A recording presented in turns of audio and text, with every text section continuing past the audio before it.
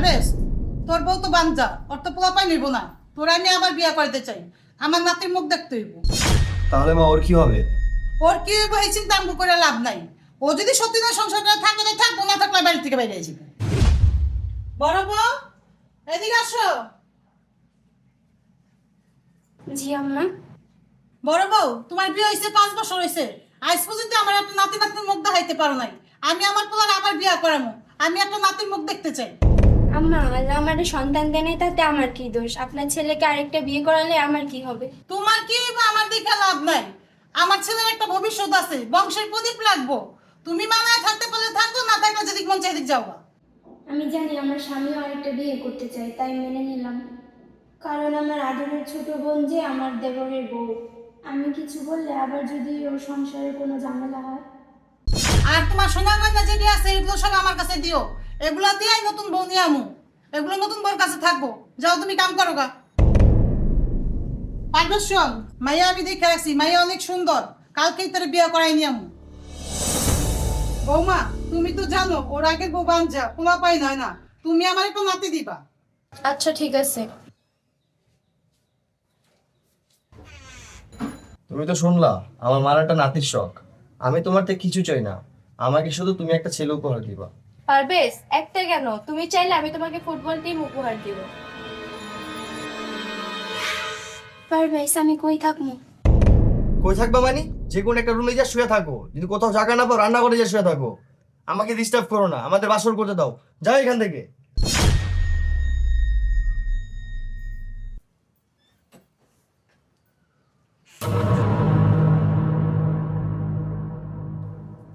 বৌমা, আমি তোমার উপরে অনেক খুশি। তোমার বিয়ে হয়েছে 6 মাস, আর 3 মাস পরে আমি দাদি ডাক শুনবো। তোমার উপরে আমি এত খুশি যা তোমার বইলা বুঝাইতে পারুম না। তোমার যখন যেটা খাইতে মন চাইবো তুমি শুধু আমারে কইবা।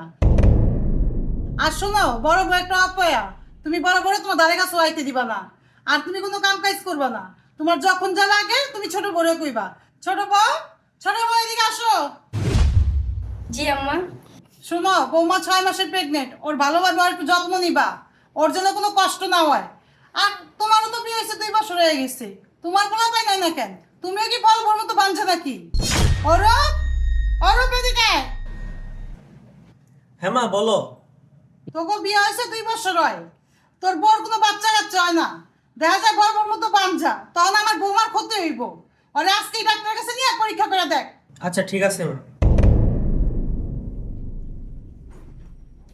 বৌমা, তুমি কোনো চিন্তা করো না, তোমার যাতে সুইট না লাগে সেটা আমি দেখতাছি। খাও বৌমা, আচার খাও। আচ্ছা ঠিক আছে আম্মা।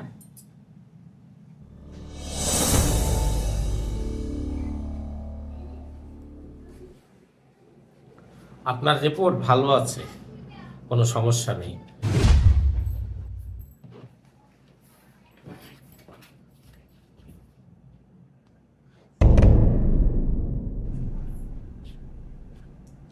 আপনার রিপোর্ট ভালো আসে নাই, আপনি কখনো বাবা হতে পারবেন না। এই নেন আপনার রিপোর্ট। আচ্ছা স্যার, এই কোনো ভালো চিকিৎসা নেই? না, এর কোনো চিকিৎসা নেই, টাকা খরচ করতে পারবেন, কোনো লাভ হবে না। আচ্ছা চলো বাসায়। আম্মা, এই যে আপনার রিপোর্ট। বৌমা, পরীক্ষা করাইছো? রিপোর্টে কি আসছে? হ্যাঁ, রিপোর্ট ভালো হয়েছে। আপনি ছাড়া আটকুরা কখনো বাবা হতে পারবো না। কি বলো বৌমা? অরূপ, বৌমা কি বলতাছে? হ্যাঁ না, ও যা বলছে ঠিকই বলছে। বৌমা, তুমি এখানে বসো, শান্ত হও মা, মন খারাপ করো না। বৌমা, আমার ছেলে তো তোমার ভালোবাসা বিয়ে করছে, তাই না? তুমিও তো আমার ছেলের অনেক ভালোবাসো। আর মানুষের জীবনে বাচ্চাই তো সব কিছু না, মানুষ বাঁচে আর কয়দিন। দয়া করে তুমি আমার ছেলেরে ছাইরা যেও না। আমার ছেলে তোমারে ভালোবাসা দিয়ে সারা জীবন আগলে রাখবো। তুমি যদি আমার ছেলেরে ছাইরা যাও, আমার ছেলে একবারে ভেঙে পড়বো। মা, আপনি নিজে একদিন আমার বোনকে বলছিলেন মেয়েদের জীবনে সন্তান না হলে মেয়েদের কোনো মূল্য নেই। ওই দিন তো আমার বোনের মনটা ভাঙা দিছিলেন। আমার বোনের ভালোবাসার মানুষটার আরেকজন হাতে তুলে লাগছেন। কোথায় ছিল আপনার এই ন্যায় কথা? আমার বোন যতটা কষ্ট পাইছে, আমিও চাই আপনার ছেলে ততটা কষ্টই পায়। আপা, তুমি কি এখনো এই বাড়িতে দাসী বান্ধি হয়ে থাকবা নাকি আমার সাথে যাবা?